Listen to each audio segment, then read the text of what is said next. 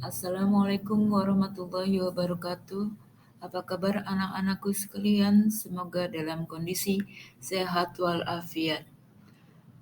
Hari ini kita akan membahas tentang kedatangan bangsa-bangsa Barat ke Indonesia.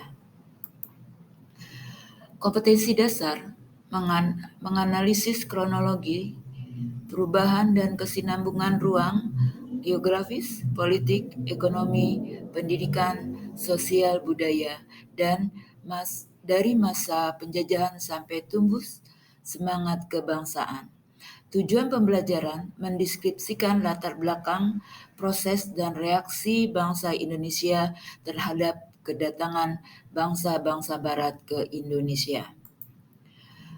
Nah, sebelum kita membahas, kita harus mengetahui apa sih itu yang dikatakan bangsa Barat.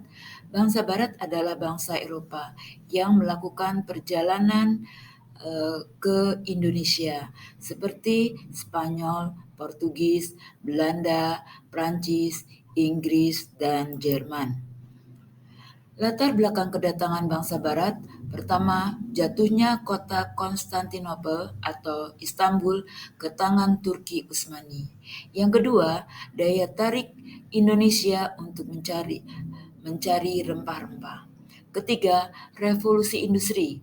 Keempat, ingin menjelajahi dunia. Kelima, semangat 3G, Gold, Glory, dan Gospel. Jatuhnya kota Konstantinopel ke tangan Turki Utsmani. Kita bisa lihat letak Konstantinopel ini di perbatasan antara Asia dan Eropa. Jatuhnya Konstantinopel ke tangan Turki Utsmani, di mana daerah Konstantinopel ini dekat dengan Laut Tengah. Di sana adalah tempat pusat perdagangan internasional bagi para pedagang baik dari barat atau Eropa maupun dari timur. Konstantinopel adalah pusat perdagangan yang terkenal. Banyak jenis komoditi seperti batu mulia, emas, perak, gading, sutra, dan yang terpenting rempah-rempah. Pada tahun 1553, Konstantinopel atau Istanbul jatuh ke tangan Turki Utsmani. Akses bangsa Eropa untuk mendapatkan rempah-rempah sudah tertutup. Rempah-rempah untuk mencari rempah-rempah. Rempah-rempah sangat dibutuhkan oleh bangsa Eropa karena setiap tahun dilanda musim dingin dan membutuhkan untuk penghangat tubuh ketika dijadikan bumbu masakan atau bahan minuman. Rempah-rempah juga dapat dijadikan sebagai obat, pengawet makanan, dan menghangatkan tubuh. Mengapa bangsa Eropa mencari rempah-rempah di Indonesia atau Nusantara? Indonesia memiliki iklim tropis yang memudahkan berbagai macam tumbuhan, termasuk tumbuhan rempah-rempah untuk tumbuh dengan subur. Sedangkan di wilayah Eropa, iklimnya cenderung dingin, sehingga beberapa tumbuhan tidak bisa tumbuh di sana.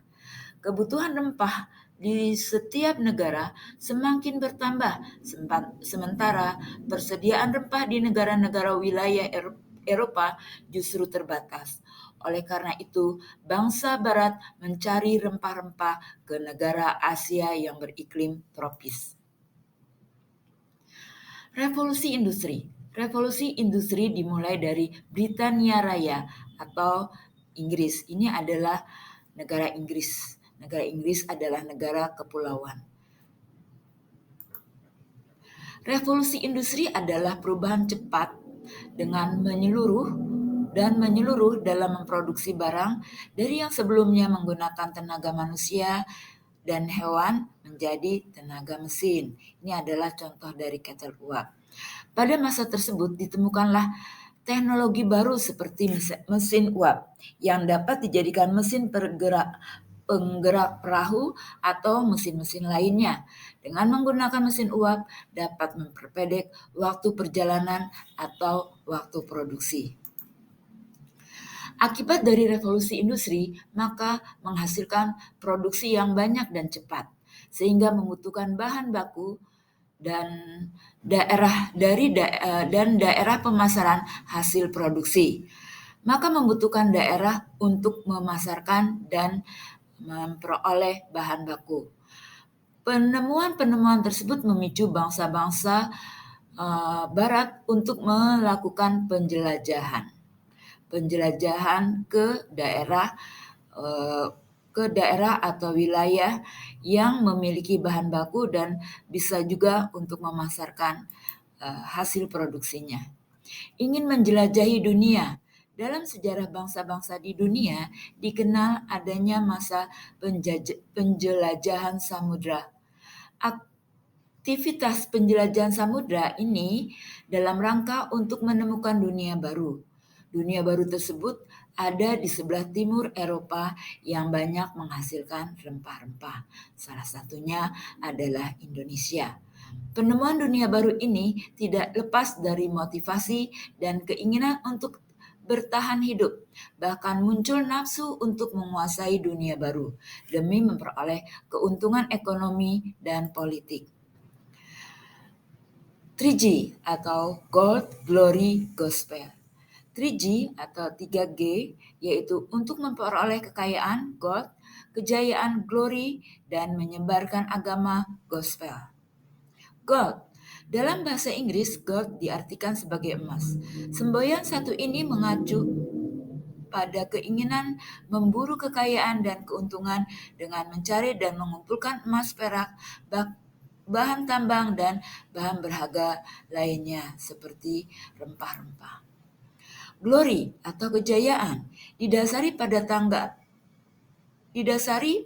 pada anggapan bahwa suatu negara dianggap jaya apabila negara tersebut mempunyai koloni yang luas. Istilah ini juga menjadi rangsangan mental yang cukup rasa berjaya, rasa hebat, rasa juara, dan rasa penakluk. Kendati demikian, tujuan kolonialisme pihak sebenarnya lebih bermotif ekonomi dibandingkan dengan bangsa-bangsa barat lainnya. Karenanya, dalam menjalankan kolonialisme, menyebarkan agama Calvinis bukan merupakan tujuan utama bagi bangsa Belanda. Prinsip gospel mengacu pada rangsangan spiritual untuk berdakwah, menyampaikan ajaran Kristen. Penerapan prinsip gospel bisa dilihat dari Portugis dan Spanyol yang menyebarkan agama Katolik ketika tiba di Nusantara. Nanti kita bisa lihat rute perjalanan ke Indonesia. Nah, kita mulai dengan kedatangan bangsa Barat ke Indonesia, yaitu dimulai dengan Portugis. Nah, yang berwarna merah ini adalah Portugis, dia melalui pinggir benua Afrika. Sedangkan kalau Spanyol, dia melewati benua Amerika. Sedangkan kalau Belanda mengikuti Portugis. Kita mulai dengan penjelajahan Portugis. Pertama, Bartolomeus Dias.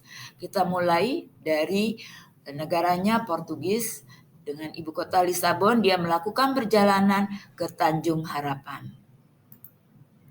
Perjalanan bangsa Portugis mencari sumber rempah-rempah diawali dari kota Lisabon. Agustus 1487, Bartolomeus Dias melakukan pelayaran pertama menyelusuri pantai barat Afrika, lalu menemukan ujung selatan Afrika bernama Tanjung Harapan pada Februari 1488. Tanjung Harapan disebut juga dengan Tanjung Topan. Bartolomeus Dias tidak dapat melanjutkan perjalanannya karena dilanda angin topan dan akhirnya kembali lagi ke negaranya. Vasco da Gama.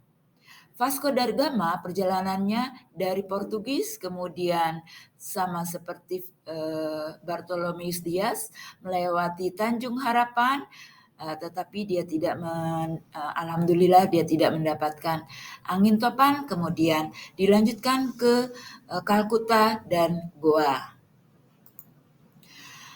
Juli 1497, Vasco da Gama meninggalkan Lisabon, berlayar menyusuri pantai barat Afrika dan Tanjung Harapan, kemudian menyeberangi Samudra Hindia.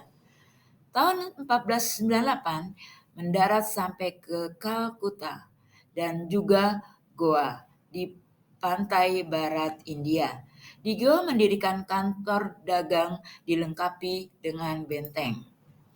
Atas keberhasilan ini, Raja Portugis mengangkat Vasco da Gama sebagai penguasa di Goa atas nama pemerintah Portugis.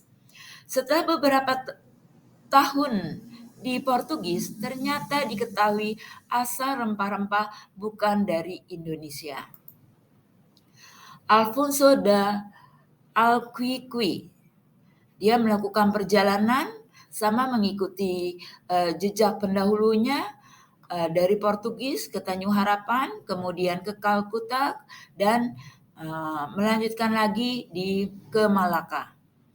Alfonso de Quiqui berangkat dari Lisabon pada tahun 1505 dengan membawa puluhan kapal perang dan ribuan bala tentara.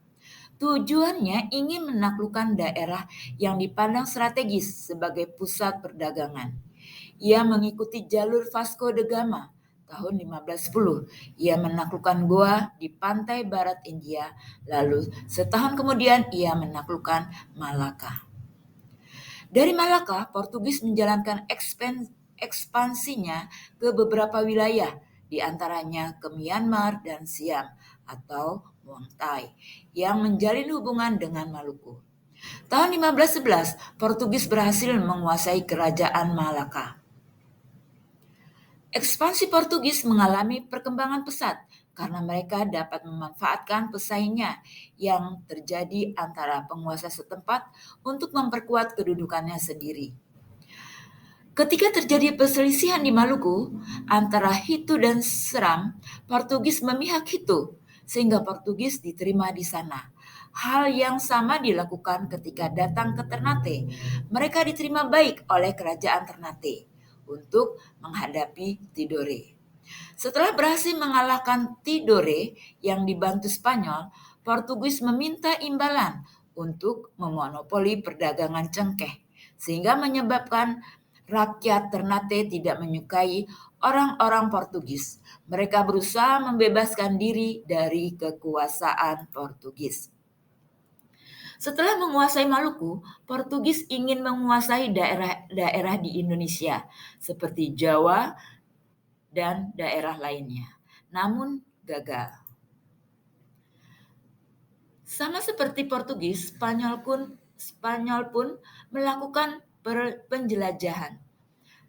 Dimulai dari Christopher Columbus.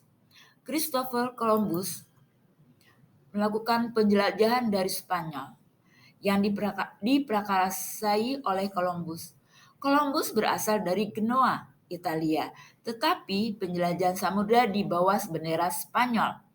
Bangsa Spanyol mencapai daerah Buru, mengarungi Samudra Atlantik, berlayar 3 Agustus 1492 dengan 3 kapal yang diberi nama Santa Maria, Minta, dan Nina. Oktober 1492, ia mendarat ke Kepulauan Bahama. Tempat itu dinamakan San Salvador atau disebut Juru Selamat. Dengan pelayaran itu, Columbus menemukan benua baru, yaitu Amerika. Kemudian dilanjutkan dengan Ferdinand Magellan. September 1519, Magellan berlayar dari Spanyol dengan kapal Victoria mengarungi Samudra Atlantik, lalu menyelusuri pantai timur benua Amerika dan menemukan ujung selatan benua itu pada bulan November 1520.